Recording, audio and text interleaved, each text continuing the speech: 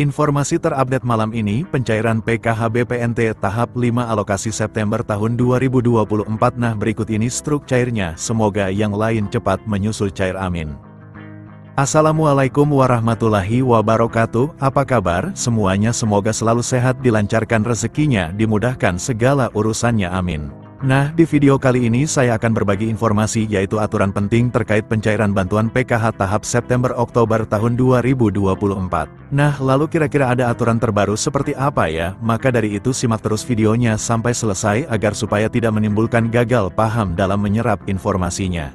Namun sebelum itu jangan lupa dukungannya untuk channel ini, TV-ku ini dengan cara subscribe dan like jika dirasa bermanfaat dan agar tidak ketinggalan informasi terbaru selanjutnya. Bagi yang subscribe semoga selalu sehat, dilancarkan rezekinya, dimudahkan segala urusannya, dan menjadi orang sukses di masa depan, amin. Nah, oke, langsung saja berikut ini terkait peraturan terbaru pencairan bantuan PKH BPNT September tahun 2024. Nah, perlu diketahui bahwasanya pencairan bantuan PKH di tahun 2024 itu masih sama ya, pencairannya melalui kartu KKS dan nominalnya pun bisa berbeda-beda ya, tergantung komponen yang dimiliki.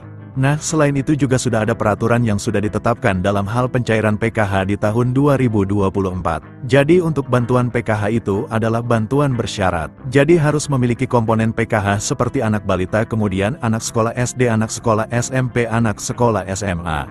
Kemudian penyandang disabilitas berat dan juga komponen PKH lansia, serta komponen ibu hamil. Nah, kemudian ini ada beberapa kriteria untuk menentukan bantuan PKH BPNT-nya bisa cair atau tidak. Nah, jadi yang pertama peraturannya itu para KPM harus terdaftar di dalam di DTKS. Jadi mulai dari anak balita SD, ibu hamil, kemudian anak SMP, anak SMA, penyandang disabilitas dan lansia tersebut harus masuk di dalam di DTKS dan aktif sebagai penerima bantuan PKH. Kemudian yang kedua, di dalam keluarga maksimal hanya 4 komponen saja yang bisa masuk ke dalam bantuan PKH. Kemudian yang ketiga, prioritas bantuan PKH yang memiliki komponen datanya itu harus aktif ya, dan padan antara di DTKS dengan Dukcapil. Kemudian peraturan yang kelima, jika kalian terdaftar sebagai penerima bantuan PKH anak sekolah, baik itu SD, SMP maupun SMA, ini datanya harus terdaftar di aplikasi Dapodik sekolah masing-masing dan datanya badan dengan di DTKS, jadi tidak boleh ada perbedaan. Selanjutnya yang keenam, untuk komponen PKH balita yang disebut sebagai komponen PKH balita itu adalah hingga anak yang kedua saja ya. Apabila ada balita ketiga ataupun balita keempat dan seterusnya, maka sudah tidak dapat dibilang penerima bantuan PKH lagi ya, karena dibatasi sampai balita kedua saja. Selanjutnya peraturan ke-8 untuk komponen disabilitas, jadi maksimalnya itu ada 4 orang ya yang bisa menerima bantuan PKH.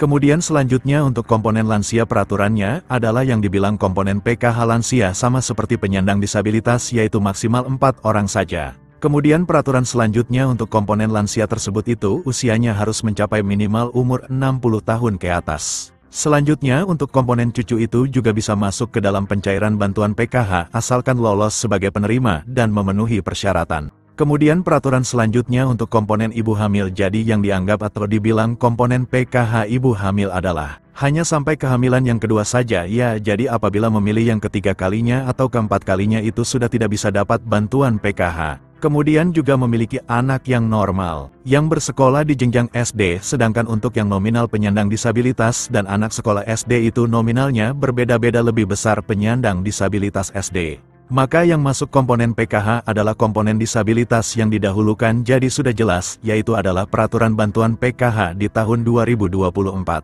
Sementara untuk jadwal pencairannya jika tidak ada perubahan akan dicairkan di antara bulan ini atau Oktober tahun 2024. Nah, berikut ini KPM yang sudah cair KKS-nya. Nah, berikut ini saldonya, cair segini 400.000 kemarin ya, daerah Jember Bank Mandiri cair KKS-nya, semoga yang lain menyusul cair, amin. Nah, sekian dulu informasi ini, semoga bermanfaat bagi semua. Assalamualaikum warahmatullahi wabarakatuh.